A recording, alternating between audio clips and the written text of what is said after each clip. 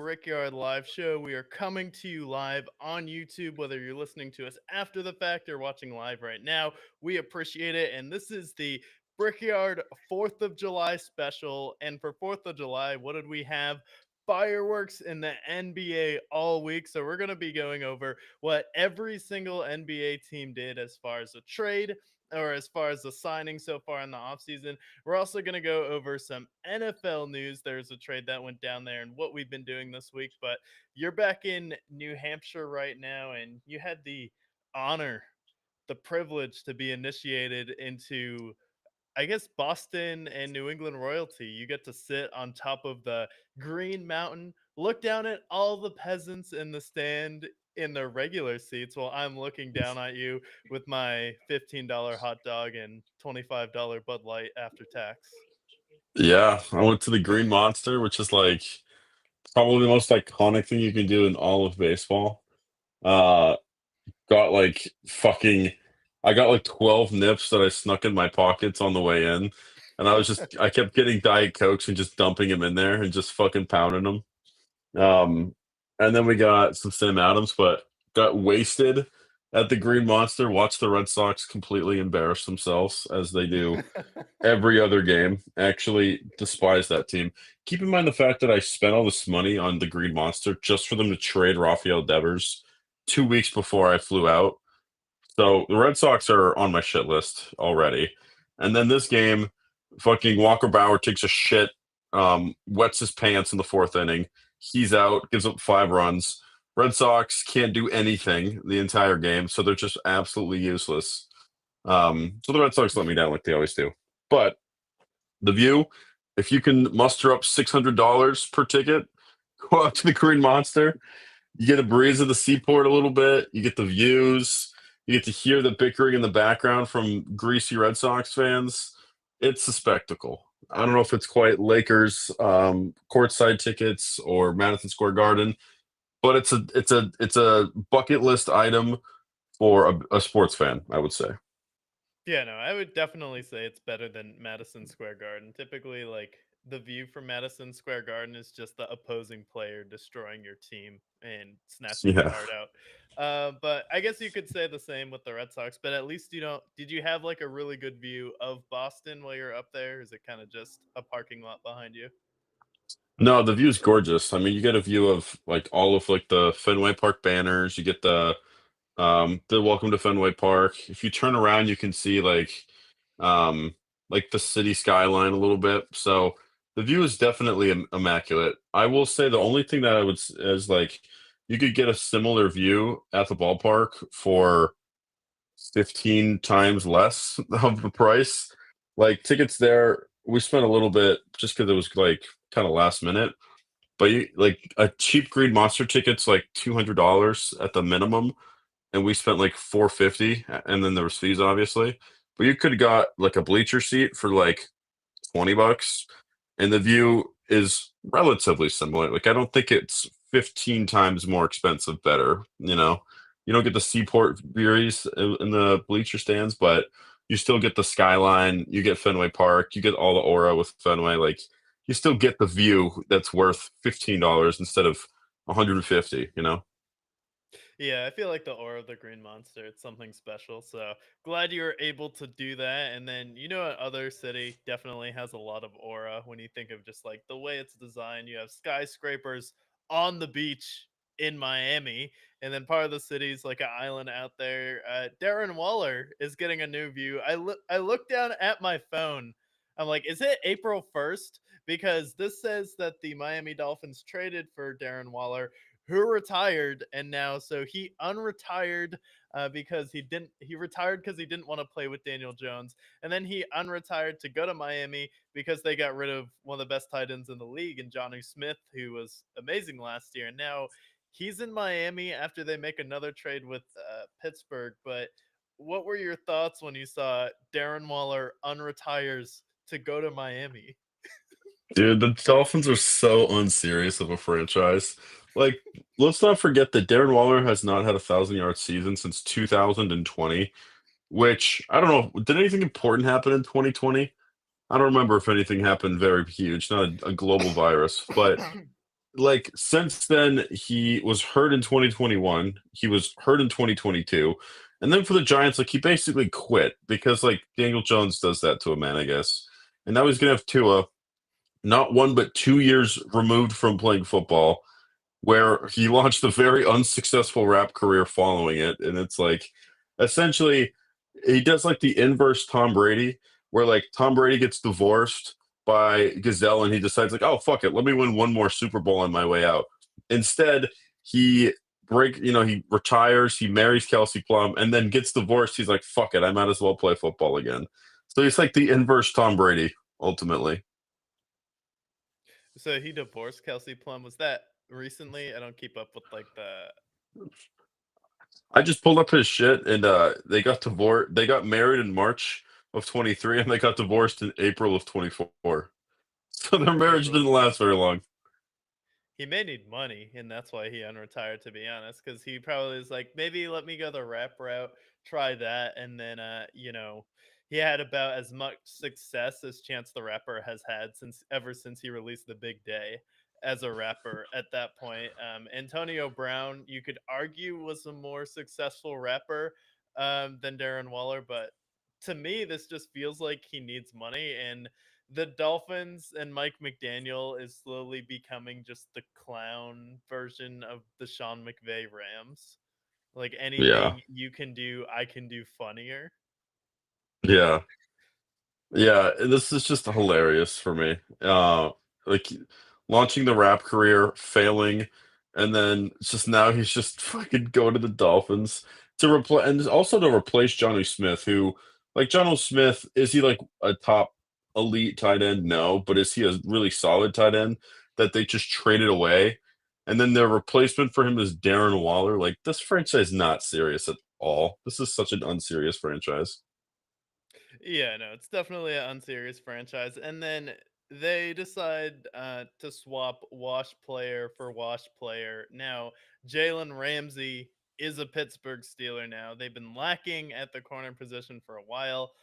Minka seemed like he was sliding a little bit. He returns back to Miami, where it all started for him. I believe that's where he started his career. And then Jonnu Smith also goes to Pittsburgh. I feel like this makes the Steelers a lot better because now you have a legitimate two tight end threat here that helps your offensive line, and then DK is also another big target. So it looks like they're trying to get Aaron Rodgers just some big physical players and some big catch radiuses there in the red zone for him as he's an older player. And maybe the Steelers, since it's Aaron Rodgers' last year officially that he said on Pat McAfee, are just going to try and go all in this year and see if they can like load up as much as they can, especially you have TJ Watt. How much longer is Cam Hayward going to be playing for? Do you think the Steelers are actually going to try and make a push? Yeah, I mean, the only thing is they're really old, so I fear about their injuries, but I think honestly swapping Jalen Ramsey for Minka Fitzpatrick, like Minka and him are both a little bit over the hill. They both have very successful careers, but I also feel like Jalen Ramsey is going to fit Mike Tomlin's system better than Minka's going to fit Mike McDaniels. The Dolphins don't tend to get the most out of their players defensively, where I feel like the Mike Tomlin system, we can see Jalen Ramsey have a bit of a resurgence from it. Now you pair him with Joey Porter Jr. and Mm. Darius Slay, who they signed in the offseason, and suddenly their secondary looks pretty good. If you can get like 70% Jalen Ramsey, then this is going to be an amazing trade for the Steelers.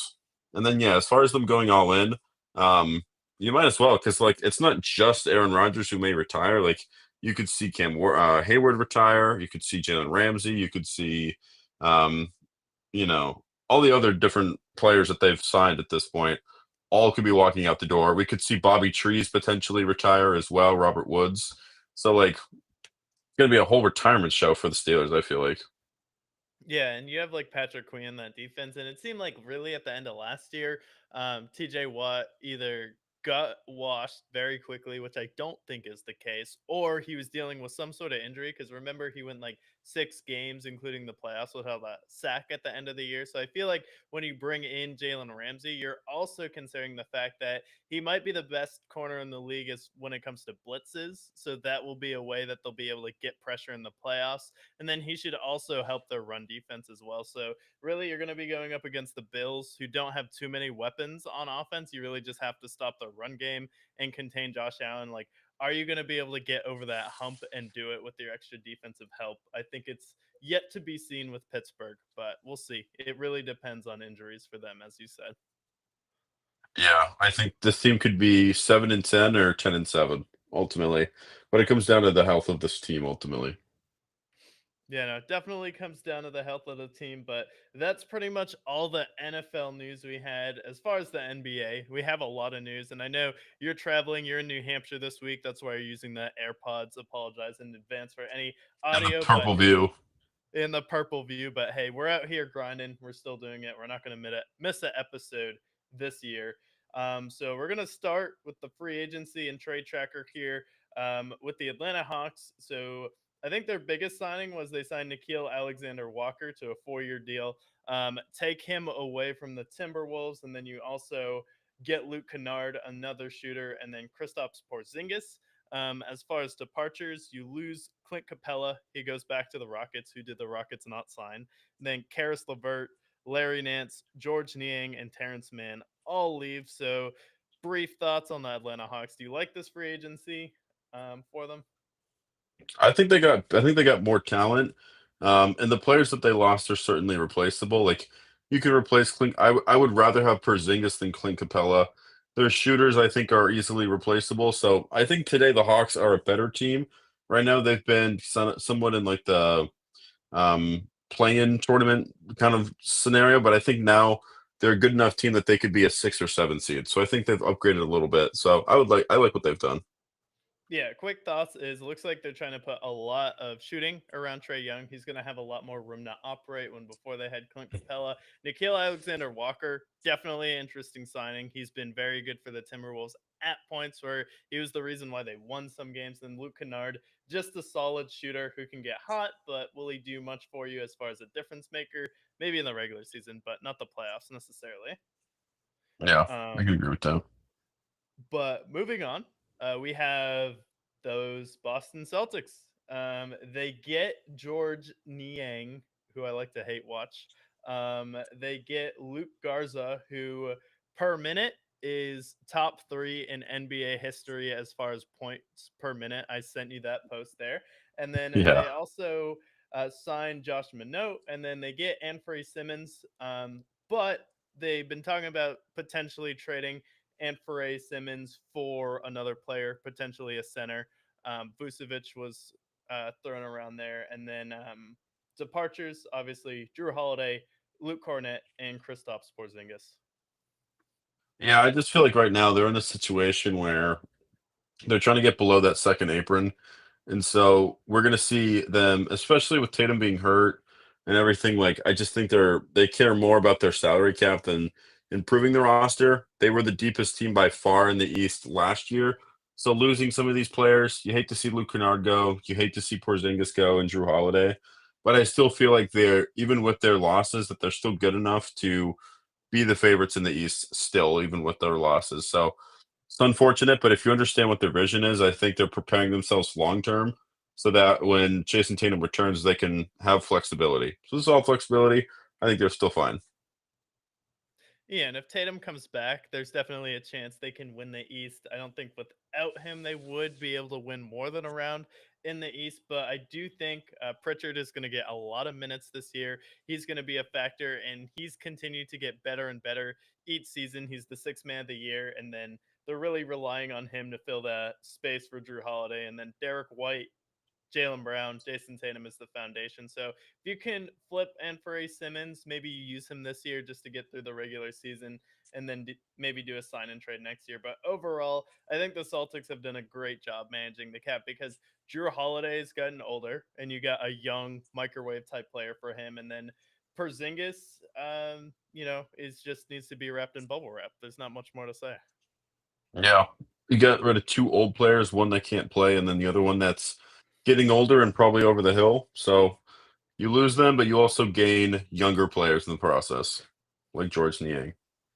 Yeah, so overall, I still think the Celtics will be a fun team, but will they win 50 games? Maybe not. Maybe they're in that 40 to 49 win range, and then comes back, and then never know what will happen. Um, then we move on to the Brooklyn Nets, who maybe had the funniest trade of the offseason. I breathed a sigh of relief when I saw this trade. Michael Porter, he's Oh yeah, gone. He's gone. Michael Porter for Cam Johnson, and Cam Johnson was a very good player for the Nets last season. And then they re-signed Deion Sharp, Zaire Williams. They also signed Terrence Mann. Who cares? But most importantly, Michael Porter is gone, and now he's going to be the vet on that team with the Brooklyn Nets. So we're just going to have a Nets team where Michael Porter will be the first option. that's amazing for Michael Porter and Michael Porter only. Like the Nuggets got rid of him for a reason. Them getting Cam Johnson is a great addition for them. But Michael Porter, I mean, it's going to be free range. We're going to see vintage Kobe, but instead of the shots going in, they miss. Like Michael Porter has been one of the most inconsistent players since he's been drafted.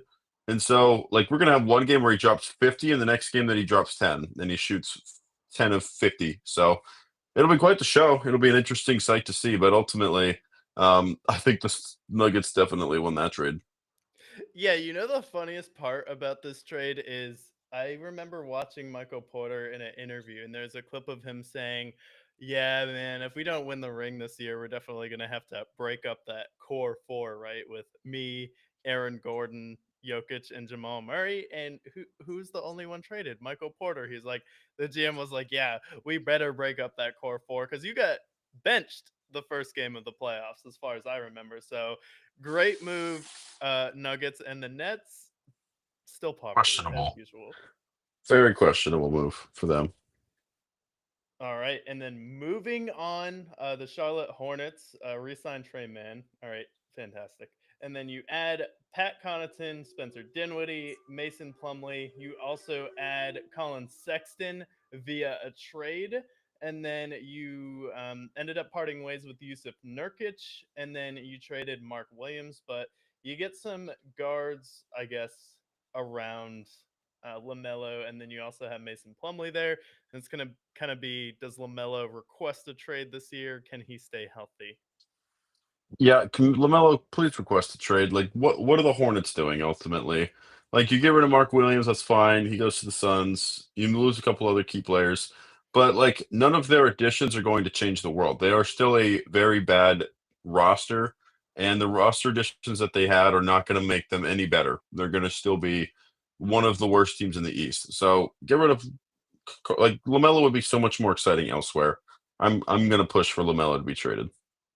Yeah, and as far as the Hornets, I really don't care, like, at all about the Charlotte Hornets, and that's all I have to say. Then we move on Yes. to the Chicago Bulls and the Cleveland Cavaliers. These kind of tie together because really all the moves that were made. Um, are the same because they end up trading Isaiah Okoro for Lonzo Ball, and now he's on the Chicago Bulls, and then or he's on the Cleveland Cavaliers, and then Larry Nance also agrees to a deal, but they lose Ty Jerome. Big loss for them. So essentially, you're replacing Lonzo Ball. You're replacing Ty Jerome with Lonzo Ball. Yeah, that's that's the big loss. It goes Donovan Mitchell, Ty Jerome for me. He was absolutely amazing in these finals runs. So unfortunate to see him go for Cleveland, but Lonzo Ball, he's one of those guys like this is going to be the most fringe signing of the offseason because on one end, if he can be prior to injury Lonzo Ball, I think he'll be a better fit than Ty Jerome. Um, but on the other end, like he's missed how many games in the last 3 years? And he just barely started playing back, coming back to basketball. So it's one of those high risk, high rewards, I would say, for them. But someone to fill in for Ty Jerome. Yeah, and I think they're just hoping that when Darius Garland decides to shit his pants in the middle of a playoff run, that Lonzo Ball can kind of come in off the bench, be that six man that calms the team down, gets Evan Mobley on the block, gets everyone into position, and just settles the team so they can get into an actual offense because the Cleveland Cavaliers have shown potential at being able to make the NBA finals. They just haven't been able to either stay healthy or just settle in those moments where they need to be clutch. Just have not seen that gene from them yet. Yeah, not at all. And then we move on to the great city of Dallas, where the Mavericks are out here making moves. Not only do they extend Kyrie Irving for another 3 years, they replace Spencer Dinwiddie with D'Angelo Russell, and they get Cooper Oh, Flag. nice. I like that. So Spencer Dinwiddie walks out the door. They get D'Angelo Russell. D'Angelo Russell's a bucket. I mean, he's not the greatest player, but to get come off the bench, score maybe 15 points a game, like you're going to get a guy that can do that for you.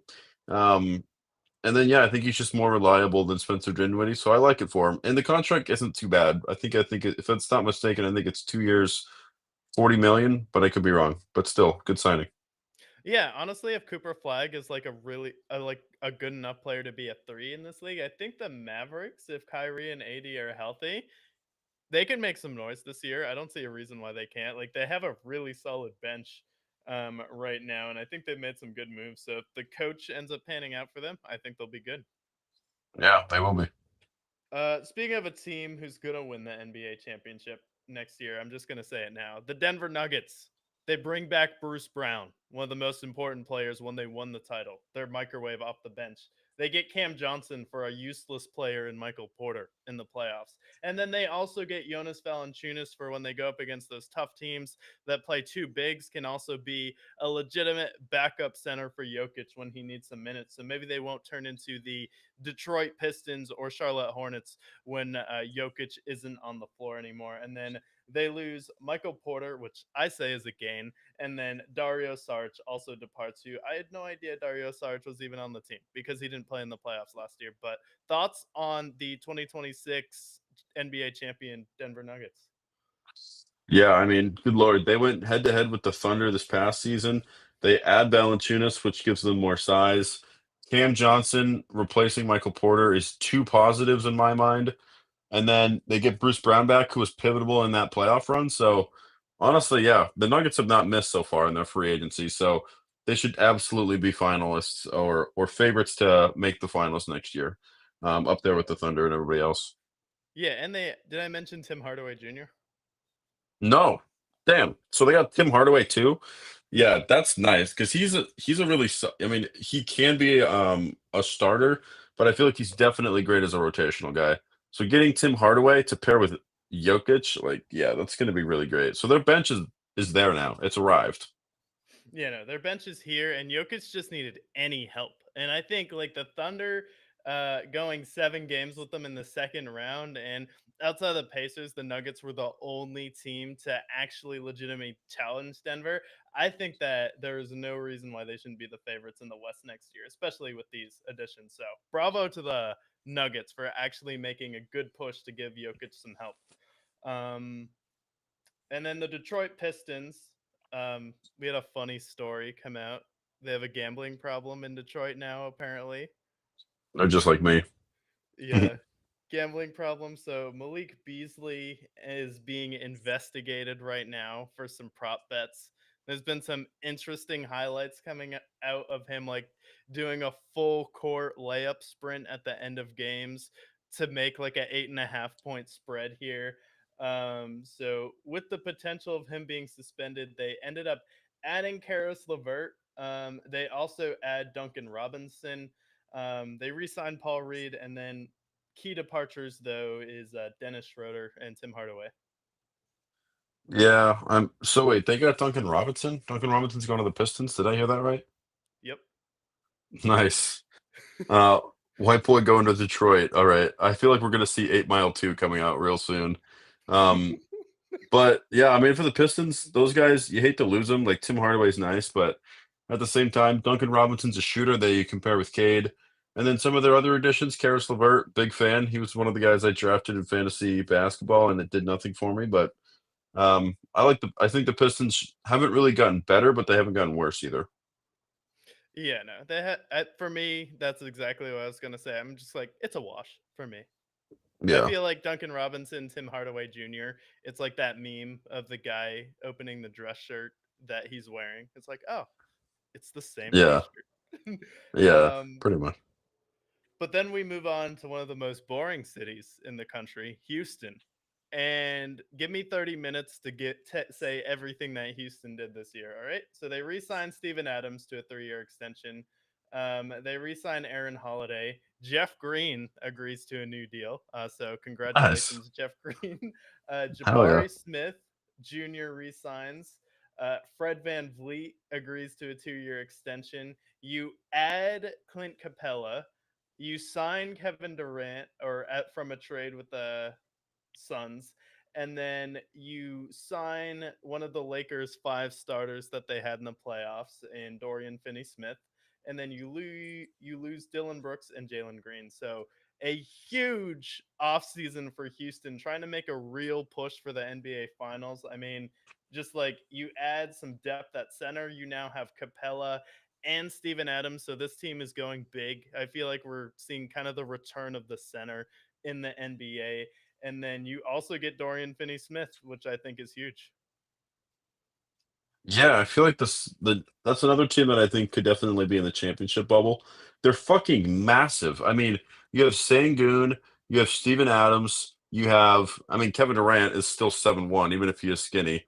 And then I know I'm forgetting a couple other Dorian Finney Smith, like I'm seeing half of their rotation are guys that are over 6'10", and then some of these guys that are 7 footers. Like this team is fucking huge. So when I look about a team that's trying to compete with the Thunder, then that's the Rockets should be in the mix as well. Like Nuggets, they deserve to be there for Jokic alone. But this team is just huge, and they're also being assholes by signing everybody that the Lakers are trying to sign, just taking Yeah. away all the big men for every other team that needs a big man. They basically are just acquiring them like Infinity Stones. This is Ime Udoka for you. And this is going to be the first time since Golden State that Kevin Durant is going to be playing small forward. Damn. Okay, yeah. So this is back to like vintage Kevin Durant. Yeah. If I was Ime Udoka, some of my 2K lineups,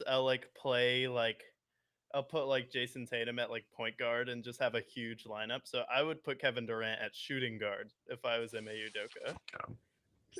Well, like yeah, like Sengun's gonna play what power forward at that point, or is he gonna play center? Sengun's like what 6'11" Yeah, no, or he's going to seven be foot. power forward. He's like Yeah, he's like a big I believe he's like 6'10".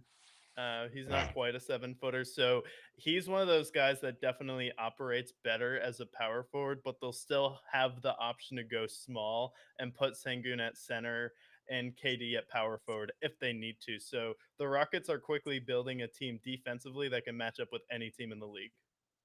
yeah. They're kind of scary to be honest. Their moves have been incredible so far. Yeah, and then, Fred Van Vliet gets taller every week. Last time I checked, his height was listed at 6'8". So we'll see how much taller he gets heading into next season. Yeah, he's about to be 8'6" by next season. And then Indiana, it won't take as long to go through because re-signings, NA, additions, NA, but you lost Miles Turner. What a That's a big huge blow. loss. Surprising loss. We haven't even gone over the Bucks yet, but that's a move that I was stunned by, to be honest. I was expecting him to come back, but sounds like they were lowballing him, and he got a better deal ultimately with Milwaukee. But it's kind of unfortunate because I felt like this was their moment and they kind of lost it, just with that injury and everything. But seeing him go, that's going to be tough to replace for them. Yeah, especially because an Achilles injury, Halliburton's going to be out for so long, and then you know uh, the Clippers lose Brooke Lopez, and then they sign the Black Brooke Lopez and Miles Turner. They pretty much do the same thing. They're both stretch forwards. They both have high block counts when it comes down to it in the playoffs, and I think Miles Turner overall has proven that he can be a better playoff performer than Brooke Lopez because I feel like he's kind of disappeared and he's just gotten older over the past few years. So I think it's a good addition for Milwaukee, but Milwaukee essentially just eats Damian Lillard's contract. They push it down the road just to sign Miles Turner because they think having, Miles Turner this season long term is going to be better for them, but there's some mixed reports. Anytime someone's like, "Oh, Giannis was unhappy with it," I don't really take it at face value, but do you think the Bucks are better today with Miles Turner instead of Damian Lillard? No. No, this team, I mean, they got a little bit younger with Miles Turner, I guess, but like I don't know why they didn't just trade Damian Lillard. I feel like there's absolutely a market for him. Instead, you're going to pay him. You're basically paying $50 million for Miles Turner if you think about it. Because in order for you to get him, you had to cut Damian Lillard. You're going to be paying him 5 years after he's gone, and then Miles Turner's contract, you're paying him essentially 30. So you're going to have this like your cap space is going to be a fucking nightmare. So I feel like they're essentially preparing for life after Giannis at this point because I think it's inevitable after next season that he's going to ask for a trade, especially as he gets older. So I kind of, yeah, I don't. This move didn't make any sense to me, to be honest, for them, because I don't think their problem was needing someone like Miles Turner. Yeah, because like you have Bobby Portis, and in like a modern NBA, he'd be fine if you play him at like stretch five. But like also like with Miles Turner going to the Bucks, like the Bucks and the Pacers hate each other, and there's kind of been a rivalry where these teams really don't like each other. They've played each other a lot the past few years, but I don't blame Miles Turner at all, especially if the Pacers were lowballing him. I definitely understand why the Pacers don't want to overpay for him, but he was the guy there with the most tenure. They didn't end up paying him, so he just went to the rival to get his bag. Like, I have no problem with it. And then the other takeaway I have from this trade, I'm like, wouldn't it be weird if they traded for Carl Anthony Towns and ended up barely missing the playoffs and then suddenly ended up with the number one pick because that's how the NBA is supposed to work, according to Adam Sandler? Yeah, I mean that's what it's basically been. So it's just I don't get it, and then also I don't give a fuck that Miles Turner left to go to a rival. You spent 10 years with them. Every single year you're on the trade block, and ultimately you win the title. You basically win the title. I know you don't actually win it, but you get right there. It's like what else is there for him to do at this point? He's done everything. He should be an Indiana legend. And now he goes to Milwaukee, and we'll see how the rest of his career pans out. But he doesn't owe Indiana anything. And then we move to LA. The kids table first. We have the Clippers, and they re-signed Nick Batum, re-signed Harden, took a little bit of a team-friendly deal, and then they add Brooke Lopez. So the 2010s called. They want their team back, LA. Dude, this team would have been so good in 2013. I mean, good God. How old is Brooke Lopez? Like, is he what, 40 now? I'm glad that he's still getting contracts, but I mean, I remember when I started watching basketball, Brooke Lopez was at the peak of his 12 and 0. powers with the Nets, and now we're looking at Brooke Lopez, and he's 37 at this point. Yeah, I mean, good for him. But and then so James Harden takes a pay cut, which should be highlighted for somebody who always is painted as a non-winner. And then they get Nick Batum back, another guy who's been playing since we were shitting in diapers. So I mean, if we want to hire up, some people who are coming off the retirement bin, I mean, maybe if LeBron's available next year, maybe you get him. But yeah, I mean, it's essentially the Clippers' retirement home at this point. Yeah, and like for Nick Batum, like at this point, he has to keep playing in the NBA or Trump might deport him, to be honest. Like, I'll send him back to Seriously. France if he stops playing basketball. I'll do it. And if I'm Nick Batum, I would rather be in LA than Paris, to be honest, at this point. Yes, but he was really good when he came in. I mean, he didn't play a lot of minutes, but Nick Batum's a beast, and we love Nick Batum on this show. Yeah, kind of a Al Horford figure for that team. But we Yeah, move on to the Lakers, and they add DeAndre Ayton and they add Jake LaRivia, and then they lose Dorian Finney-Smith. So they lost one of their five NBA starters in the playoffs that they were playing at the end of it with JJ Redick, and then they replace him with DeAndre Ayton. And for me, like with the Lakers, DeAndre Ayton is fine. yeah. I'm actually a pretty. I would say I'm a bigger fan of the signing than most because I think if anybody's going to get the most out of DeAndre Ayton, it's going to be JJ Redick. And when he was on the Suns, he was a good big man. I would never put him in that same conversation as like a Giannis or like a Jokic or just like one of those premier centers. but he is like a good center. I would say like I would compare him to like Dak Prescott in the NFL. Like you have him, he's a starting center, he's a good center, but is he going to be like the perennial center that you need him to be? Like in the playoffs for the Lakers? No, unfortunately. But 2 years, cheap. Um, it's a good move for the Lakers, and he'll benefit with the Lakers, I think. Yeah, I definitely think he'll benefit with the Lakers, and people like DeAndre Ayton became a meme, but like you do remember when he was a starting center on the team in the NBA Finals, right? It's like you can't go to the NBA Finals with DeAndre Ayton. Like, wait, what do you mean? Chris Paul, when he was ancient, Devin Booker and Mikal Bridges went to the finals with DeAndre Ayton as the starting center when Mikal Bridges could not get to the finals with Jalen Brunson, Carl Anthony Towns starting with him. So like you want to tell me that you can't get to the finals? I think he can, and they don't really need him to do much. All they need him to do is get 12 rebounds and just be a physical presence in here. They're not going to need to worry about him like choking or not because he doesn't need to be a scoring threat for them. So I definitely think he'll be a good player, and I think he'll have a lot of production, especially with Luca. Like we've also seen in the past that Luca can elevate players around him. So it's like people are kind of making fun of this, but like I think it's a good addition for the Lakers. I would give it a solid B plus. Yeah, and I think also like first of all, he wasn't their first choice, I don't think. Secondly, let's not forget like what Jackson Hayes was doing last year with the Lakers. Jackson Hayes, by the way, who is nowhere near as good as DeAndre Ayton. DeAndre Ayton is not that far away from being an all-star in this league, who is averaging 20 and 10. So all you needed to do is go 15 and 10. Um, and then ultimately he'll be good. Just he needs to ultimately show up on defense. That's the big thing for him. So if they can get that for him, then it's a great signing for the Lakers, I would say. Yeah, and I think it's good, but do I think the Lakers will get past the first round next year? Probably not. Depends who they match up with, but yeah, I mean, we saw what happened with the Timberwolves. If they match up with a team with size, they're fucked, and they need a lot more centers.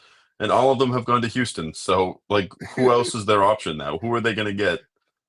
Yeah, Ime Udoka with all the centers in the weight room. It's gonna be scary next year when Houston comes to town. And Seriously. then, speaking of scary cities, the Memphis Grizzlies, they had a pretty big offseason as well. Maybe want to pull up a chair, get out a book or something, because they re signed Santi Almeida, Jaron Jackson Jr., for a guy who's never shown up in a playoff game in his life, gets $240 million for 5 years. Congrats to him for getting an absolute bag. And then you add Cole Anthony from the Magic as part of that trade with Desmond Bain.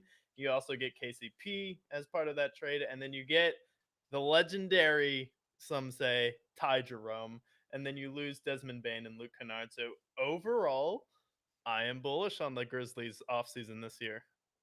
Yeah, I think the big thing for me is Ty Jerome. I mean, we know how I feel about Ty Jerome, one of the greatest white boys in all of the NBA.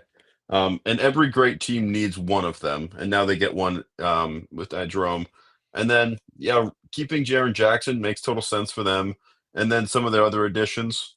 Grizzlies, I don't know if they've gotten dramatically better, but they've gotten better enough that they can get out of the play-in tournament, and they can ultimately make maybe like the seventh or sixth seed, I think. But definitely seen some improvements with them.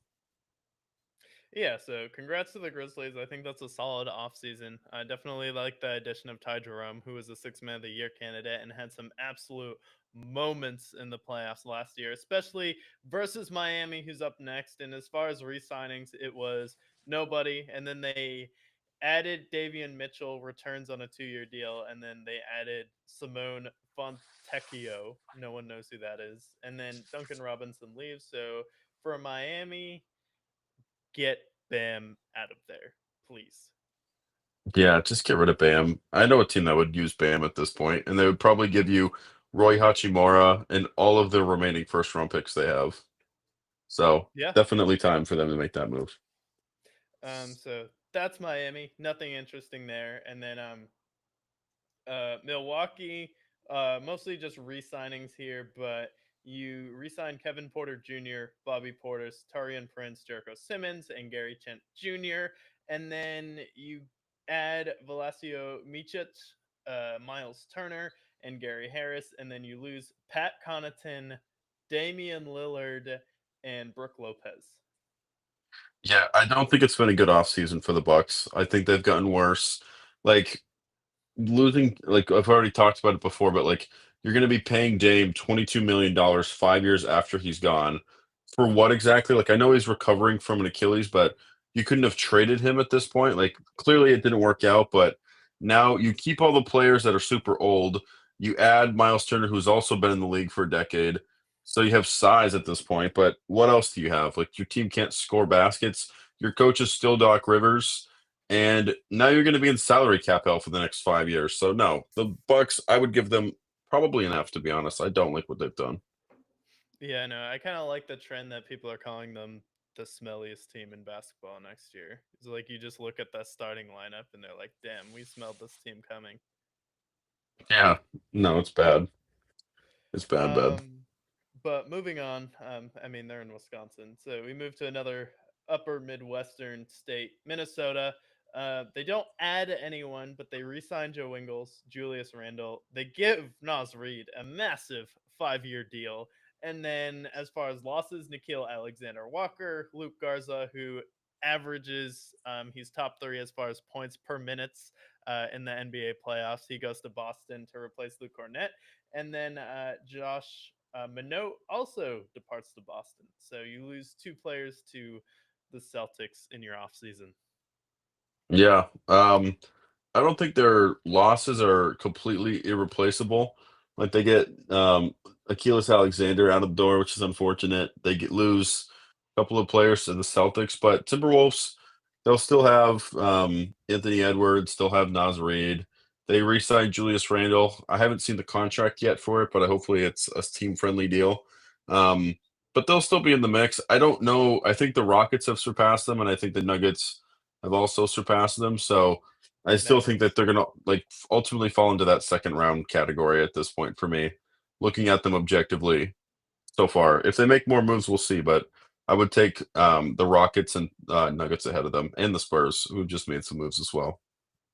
Yeah, also, if like Jimmy Butler didn't injure his ass in the playoffs last year and Steph Curry didn't go down with a hamstring injury, the Timberwolves were about to be out of that series in 6 too.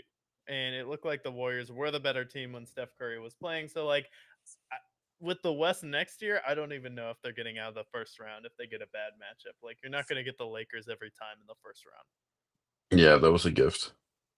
And then New Orleans, as far as re-signings, who want to go back to New Orleans? Spoiler alert: nobody. But you add Kevon Looney. Oh, Congrats. And then you lose Bruce Brown, C.J. McCollum, and knockout, good old knockout Kelly Olynyk, and they both go to the Wizards. did I just hear that Kevon Looney went to the Pelicans? Yes, you did. That is an unfortunate arc for Kevon Looney. Somebody that I feel like the Warriors have treated like he is like the second coming of Shaq since he got there. Unfortunate. You hate to see him go, but like he is, we are going to forget Kevon Looney ever existed now that he's gone out of Golden State. And then the New York Knicks add Jordan Clarkson, who I did not know was still in the league. And then they also add Gershon Yabusele to the team. Jordan Clarkson, I mean, he won Six Man of the Year relatively recently, so nice addition, but yeah, nothing super crazy for me there. They did hire Mike Brown as well to replace Tom Thibodeau. What are your thoughts on Mike Brown being the head coach there? I like it a lot. I think with Thibodeau, I was never actually a fan of Thibodeau, and for me, maybe you should have fired him last season. But I definitely don't think his coaching style will win you an NBA title. But I mean, Mike Brown has been a two-time Coach of the Year. He led the Sacramento Kings to the playoffs for the first time in a long time, and they were actually competing with the Golden State Warriors. And Steph had to drop 50 in a Game 7 to beat them. So I do think he will help, and it'll help for New York to have a different voice because we can't all be Steve Kerr. Sometimes it's okay to be, Mark Jackson, and then someone else takes over, and then he can lead them further in the playoffs. And I think definitely a change of pace or a change of style will help the Knicks because there's definitely something missing from that team, whether it's the way they use Jalen Brunson too much in isolation, where it's not really a fluent or frenetic offense. Maybe Mike Brown will be able to help change that. And then also, maybe he can make Karl Anthony Towns tough. Like, that'll be the biggest challenge that the Knicks will need to figure out to win an NBA championship. Yeah, I like Mike Brown a lot. He succeeded with the Cavaliers in the early LeBron era, and then he didn't really get a fair shake in LA. Turned around the Kings, who hadn't made the playoffs in 20 years. And now he gets an opportunity with a Knicks team that's loaded, that wants to win now. A team that has a wide open Eastern Conference, it feels like. So this is their year. Like, if the Knicks are going to make their moves and they're going to make the finals and win it, now is next year. Like, this is their time. And I think Mike Brown's a great hire for him, because everywhere he's gone, he succeeded. And he also was an assistant coach for the Warriors, I believe, as well. So a lot of experience, a lot of respect for Mike Brown. I think they're going to be great. Yeah, I definitely think Mike Brown will help with New York, and I feel like if you're gonna get rid of Thibodeau, you have to bring in someone else with the cachet of Tom Thibodeau. And Mike Brown, you could argue, has proven more in this league and has accomplished more than Tom Thibodeau has. Yeah, I would agree. And then we move on from the Knicks, and then Oklahoma City, they lose Dylan Jones, who really didn't play much in the NBA Finals, but they re-sign Jalen Williams, not the Jalen Williams, the one off the bench, and then they re-sign Ajay Mitchell, and then most importantly, SGA. By the time 2030 hits, is essentially going to be getting paid $1 million per game Yeah, since great they signing. He's going to make, I think, $71 million annually. Ironically enough, he's going to be making more than the entire payroll of the Miami Marlins, yeah. which is insane to me. Um, but well deserved, obviously. First player to win Finals MVP and MVP since, you think you said 2012. So great accomplishment for him. They lock him up for the next 5 years, and they have a great run to win multiple titles in that time. Yeah, no, they definitely have it. And he went out there. He had a Kawhi level run. Will you win the finals next year? Probably not, especially with how the NBA has been going. But like, you still don't have to pay the other Jalen Williams yet. So I feel like next year, before you have to pay like Jalen Williams and Chet, it's really going to be one of the last pushes for OKC before they might have to look at dismantling the core of that team. Mm. And then Orlando, they don't re-sign anyone, but they add Desmond Bain and Tyus Jones, and then they lose Cole Anthony, Contavious Caldwell Pope, and Gary Harris. Feels like a wash to me. Desmond Bain, I think, is a lot better than those other players, but some of their other old players like KCP and others, I think, will balance out the others. So overall, they got slightly better, but I still don't move them above some of the other teams in the East. Yeah, we'll see. Hopefully, they can make the second round if they can stay healthy and maybe get to like the 4 or the 3 seed. So we'll see with Orlando, but hopefully they can get around further. And then moving on to Philadelphia, they re-sign Justin Edwards, and Eric Gordon returns on a 1 year deal. They add Trendon Watford, and then Gershon Yabusele leaves to the Knicks. Yeah, I'm not moved by any of the moves they've made. I think they need a lot of work still. Yeah, they need Joel Embiid to stay healthy for a finals run, which will never And they need happen. And a then, they need a time machine for Paul George to go back to 2014. yeah, no, did you see the rumors that they're like trying to trade him to the Jazz? No. What? Yeah, there's like a trade rumor that the Jazz and the 76ers were talking. I was like, Or that's what? weird. What are they going to give up? Who are they going to give? If the Jazz want them, take them. Yeah, Who are like they give up? Who are they going to they're give not them? going to Laurie give up Markkinen? Laurie Markin. No, they're not going to give up Laurie Markkinen for Paul George. It's not going to happen. Like, you want to give us an old player who doesn't play and is more interested in podcasting than basketball at this point for a player who does play and is good and doesn't care about podcasting, and then also looks Mormon. So he's kind of a great face for Salt Lake City. Yes. That would be a really ironic arc for Paul George, honestly, because he demanded to go to the Clippers, and then he ends up going to Philly, which I think still kind of fits his personality. But going to Utah, following that, like the phase out of your career, like that's a career. Like we're gonna talk about Paul George and the Pacers. We're gonna talk about the Clippers. We're not gonna ever talk about him on the Jazz. Like this is gonna be you'll know when he's there that it's the forgotten era of Paul George. Yeah, no, it's gonna be like Luol Deng on the Lakers. We're not gonna remember it except for it being bad. Exactly. But then we move on to Phoenix, your adopted stepchild of the NBA, and they re-signed Colin Gillespie, if I'm pronouncing that right, and then they add Dylan Brooks, Jalen Green in that trade. They also get Mark Williams, a little bit of help at center there for them, and then they get Nigel Hayes Davis on a 1-year deal. But they lose Kevin Durant, Tyus Jones, Cody Markin, Velagio Micic, and Mason Plumlee. Yeah, honestly, I think the Suns have gotten better. Last year they were very disappointing. Mike Budenholzer wasn't working out for them, but they get a couple of big men. Mark Williams is a high potential player for them, so I think he could be really good. They made some draft picks that might pan out. But I think they're above the play-in tournament, I would say at this point. The West is loaded, but I think that they can return to the playoffs this year with the moves they've made. And they've offered themselves a little more flexibility. So I like what they've done. Yeah, no, I like what they've done. Hopefully they can move Bradley Beal, so I'm just waiting on to see how that plays out to see if they can actually contend. But hopefully they can at least get to the playoffs. There's rumor that Um, they might do a buyout for Bradley Beal, or the Clippers are interested in him, as they acquire more old players for the Clippers. They're like the big three of the NBA, but just the actual big league franchise. yeah, no, that makes sense that he would go to the Clippers. That's where they all go. Every Wasp player goes there at once. And then speaking of minor league team, the Portland Trailblazers.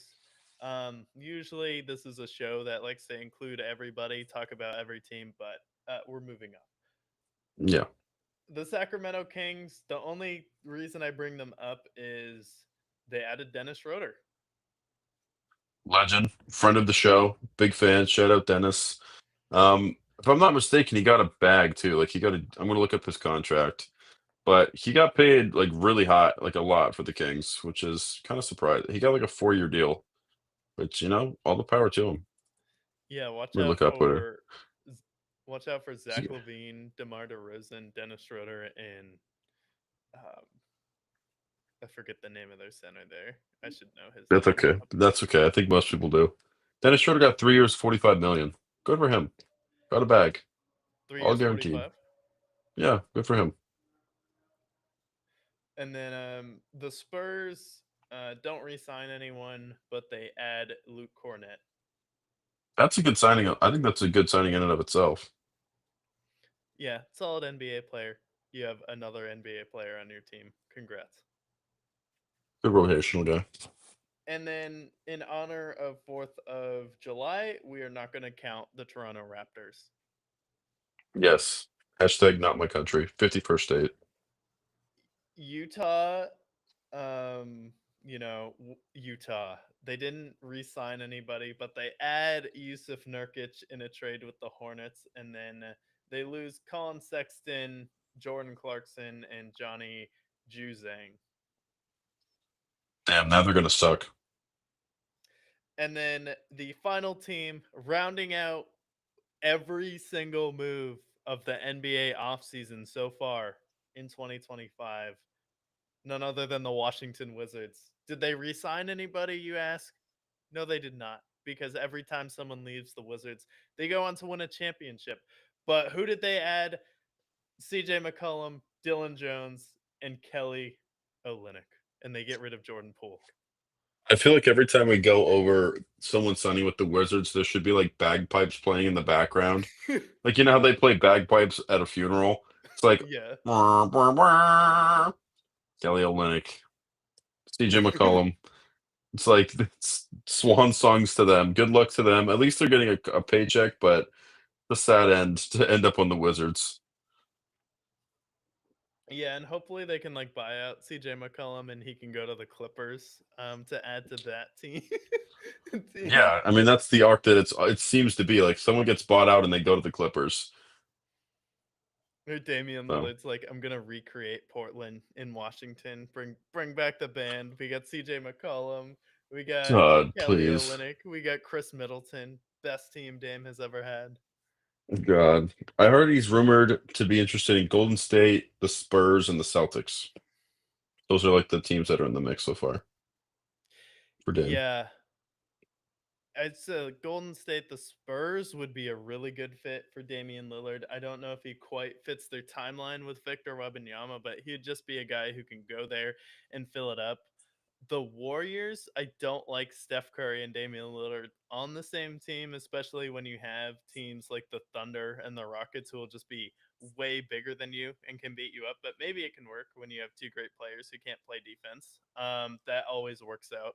And then the Celtics, could that be why they're moving Porzingis and then Drew Holiday? And then you also get Damian Lillard potentially at a discount because he's still getting his money from the Milwaukee Bucks.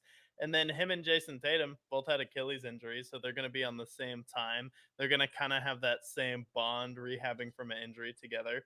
So I definitely think that would make sense. But I do think he'd make sense on the Lakers once LeBron retires. Yeah, because LeBron didn't take a pay cut, I've noticed. But Lakers make a lot of sense for him. The Celtics, I think, would make sense. Selfishly, I think that would be a great fit for him as well. Um, but outside of that, um, I think ultimately, I think he should just go where the team's going to be competitive. Um, Maybe he goes to the Timberwolves potentially if Mike Conley retires. But I think just go somewhere warm, man. Like you were in Portland and then you were in Milwaukee. Like, why not just go to like LA or maybe Phoenix gets a second ball on their court and you can play with the Suns. Like Suns just seem to be acquiring guards. Like just go somewhere warm, man. Enjoy it. Like you're not gonna win the title this year, most likely. Just go ahead and run it to the sunset, at least somewhere warm. Yeah. And, if Dame wants to win a title, I definitely think Boston would make sense. Or playing with Luka Doncic would also make sense. For sure. But we went through every move of the offseason. So now looking into your crystal ball, just give me in the East, if Jason Tatum is in fact hurt, do you see any of these teams winning the NBA Finals next year?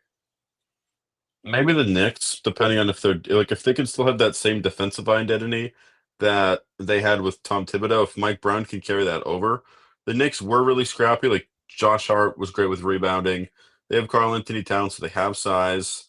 Jalen Brunson's a bucket. Like the Knicks are the only team I can see in the East right now that I can believe in. The Pacers, like they're going to be banged up without Halliburton, so that's really the only team that has a shot. I feel like they're my favorites to make the East out of the East so far.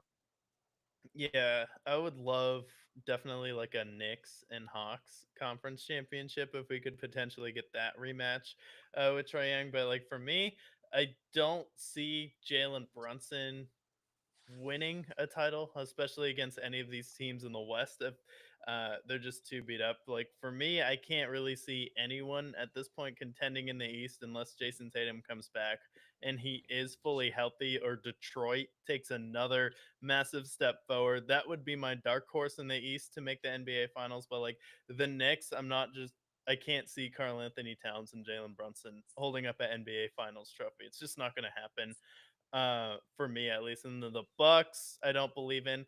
I do think the Pacers can replace Miles Turner though, because they had some players come in, make an impact. If Ben Mathurin can also take another step forward, Nemhard continue to get better. It'll just be if Tyrese Halliburton can come back, and that'll be the biggest question mark to why I don't think they can make the finals next year. But for me, it would probably be the Knicks that can get to the finals, and then maybe the Pistons or the Hawks if Porzingis is miraculously healthy. Yeah, I can see that. I think for the East, that's really it. The Pistons could be fun to watch. But otherwise, I think just talent wise, that's why I lean Knicks. But I don't think any of these teams are ultimately gonna win it all Yeah. at the end of the day because I think the West is way more stacked. And hey, maybe it's the Cavs year next year. So we'll see. Like Cleveland could also finally get over the hump. And really for them, they have had some bad luck with injuries. So We'll see if they can get there. But for the West, I do think whoever comes out of the West next year is going to win the NBA Finals championship. So, who would be right now in your bubble of teams that can make to the NBA Finals off the top of your head? The Nuggets, the Thunder, the Rockets, I'll put in there. And I want to put the Spurs in there too. I think the Spurs could be a lot of fun. So those are my big four. I think all of those could do it. Golden State, maybe, but they're a little bit older. So those are my big four so far. Yeah, for me, it'd be like Golden State if they can stay healthy. Denver, Oklahoma City, and then I think you have to put the Rockets there with everything they've done, and then I would also put Dallas there as well. If Kyrie Mm. Irving comes back and is fully healthy, and Anthony Davis has been the most disrespected player in NBA history. People are acting like he wasn't ever in the conversation for top 5 player in the league. Like they got nothing for Luka Doncic. I get this guy was close to your heart in Dallas, but like Anthony Davis isn't a scrub, and now you have Cooper Flag on your team. You go out there and you add D'Angelo Russell. I definitely think they could be there. I will leave out the Clippers and the Spurs though for opposite reasons. Then I think the Spurs are still a little bit too young at this point, and then I also think that the Spurs are or the Clippers are just too old at this point. Yeah, the Clippers are too old. I would agree. Yeah, Mavericks are definitely interesting. It's because you look back at that trade, especially now that they have Cooper Flag as like a reward for their bad trade. It's like Anthony Davis is still a top center in the league and a top big man. You still have Kyrie Irving on that team. Now you have Cooper Flag, who looks like he could be the next superstar, and you have Klay Thompson. Like that team is really loaded. So if they have the right coach, then that trade might age better than we think ultimately. So Mavericks are a good shout, I think. Yeah, I definitely think Dallas there, but as far as early finals prediction, what's your gut telling you right now? Who's going to be in the NBA Finals next year? I'm gonna say I'm gonna go Spurs and Knicks to start out. I think with Wemby, you have. I think the Spurs aren't done either. They could go out there and get Damian Lillard potentially. Will he be back? We don't know. But the Spurs with De'Aaron Fox, with all the other guys, full health as well. I think we could be setting up for another resurgence with the Spurs. So I'm going to go Spurs beating the Knicks in five. Spurs being the Knicks in 5. I'm going to go Denver in Cleveland.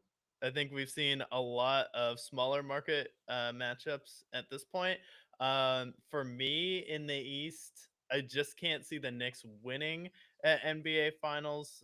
The Cleveland Cavaliers have had some bad luck when it's come to injuries here, but if you can have Darius Garland and Evan Mobley fully healthy for you and Lonzo Ball can give you something, I think Cleveland can finally get over the hump next year. I don't think Boston or Indiana can just because of Halliburton and Jason Tatum's injuries here.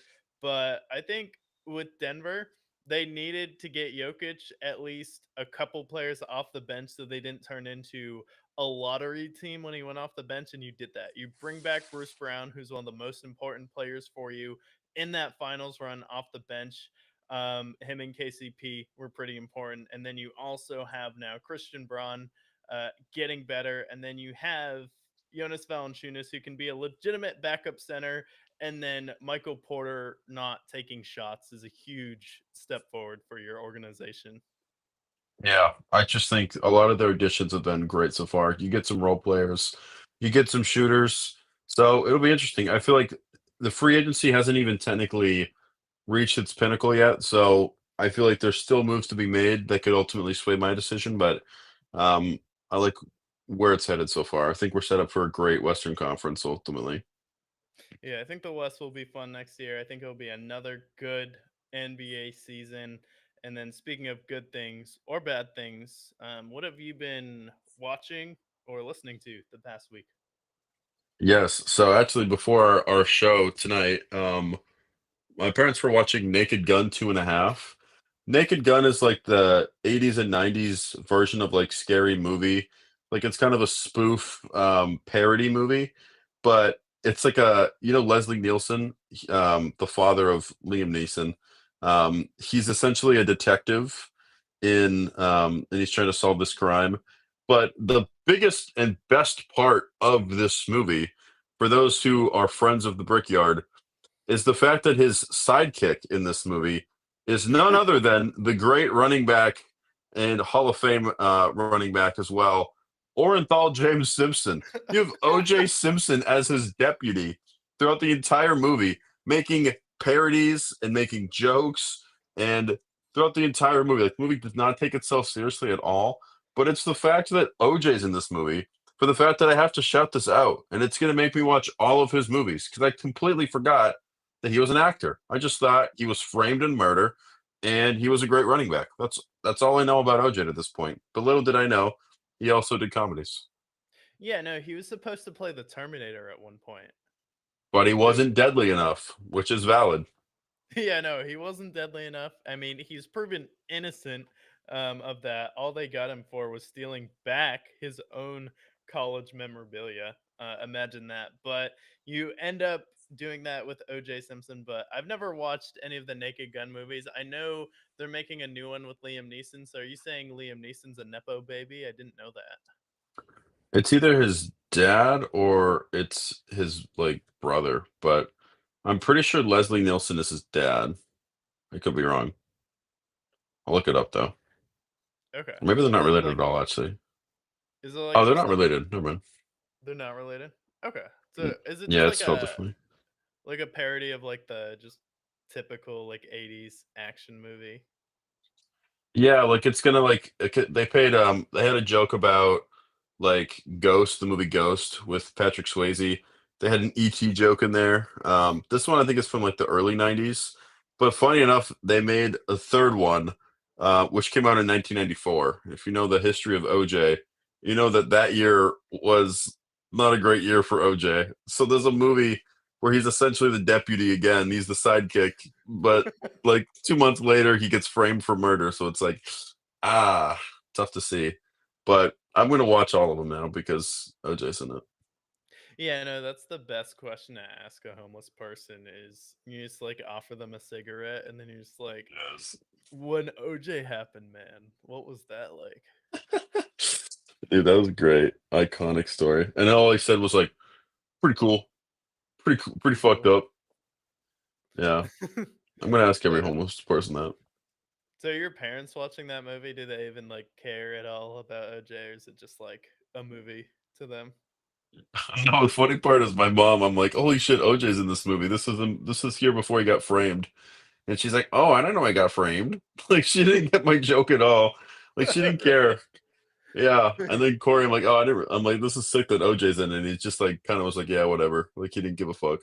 Like they don't like that generation does not give a fuck about what happened with OJ. They're probably just like, "Yep, there's a murder trial. He was not guilty. They moved on." But for me, in our generation, like OJ became the guy that was on the Note Boys and the legend of Twitter. Like I look Yeah. back at OJ very fondly. Rest in Yeah. peace. Hey, what up, Twitter world? I was just thinking today, I was with some friends golfing this weekend, and you know what? I remembered that sometimes in life you have to, sit back and enjoy yourself. So that's what I had to say to you today, Twitter. Exactly. Yeah, OJ is a legend. I love this man. Shame that he's gone, but I'm excited to watch them all. What have you been watching? Yeah. Um, I got Apple TV, and I decided to watch Monarch. Because I'm a Hmm. fan of the Godzilla franchise. And you know the part in the Godzilla movies where there's people scheming in rooms and it gets really boring, and you're like, I want to see more Godzilla. Yes.